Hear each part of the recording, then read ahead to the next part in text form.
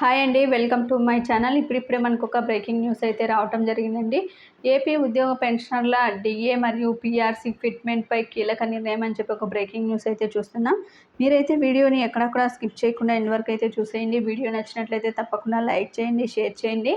ఇక విద్యారంగ సమస్యలపై నూతన ప్రభుత్వం దృష్టి సారించి జీరో సర్వీసులతో ఉపాధ్యాయ బదిలీలకు భౌతికంగా చేపట్టాలని చెప్పి ఉత్తరాంధ్ర ఉపాధ్యాయ విధాన మండలి సభ్యులు రఘువర్మ డిమాండ్ చేశారండి.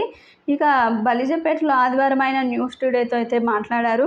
ఇక జూన్లో ప్రభుత్వం ప్రవేశపెట్టిన జీవో 117 ఫలితంగా ఉపాధ్యాయులు హేతుబద్ధకరణ పేరుతో వెబ్ కౌన్సిలింగ్ ద్వారా బదిలీలు అయితే చేపడుతున్నారని, ఈ ప్రభావం వల్ల రాష్ట్ర వ్యాప్తంగా వేలాది మంది ఉపాధ్యాయులు వారి స్థిర నివాసాలు చాలా దూరంగా ఉన్న పాఠశాలపై నియమితులపై ఎంతో నష్టపోతున్నారని చెప్పారు.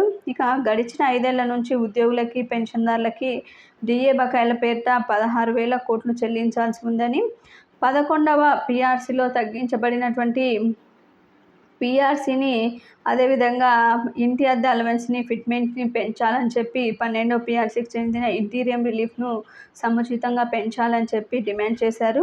ఇక 2003 డిఎస్సి ద్వారా నియమించిన ఉపాధ్యాయులకు, పబ్లిక్ సర్వీసు కమిషన్ ద్వారా నియమించిన ఉద్యోగులకి పాత పెన్షన్ విధానాన్ని అమలు చేయాలని చెప్పి ఆయన రాష్ట్ర ప్రభుత్వాన్ని విజ్ఞప్తి చేశారు. ఈ సమస్యలపై ప్రభుత్వం ప్రత్యేక దృష్టి సాధించాలని చెప్పి రఘువర్మ అయితే కోరారండి. ఈయన వెంట ఉమ్మడి విజయనగరం జిల్లా అధ్యక్షుడు జోగినాయుడు, పార్వతీపురం మన్యం జిల్లాకు సంబంధించి పలువురు నాయకులు అయితే పాల్గొన్నారు. ఇది ఇప్పటి వరకు ఉన్నటువంటి లేటెస్ట్ అప్డేట్. మీకు వీడియో నచ్చినట్లయితే తప్పకుండా లైక్ చేయండి, షేర్ చేయండి. Thank you for watching.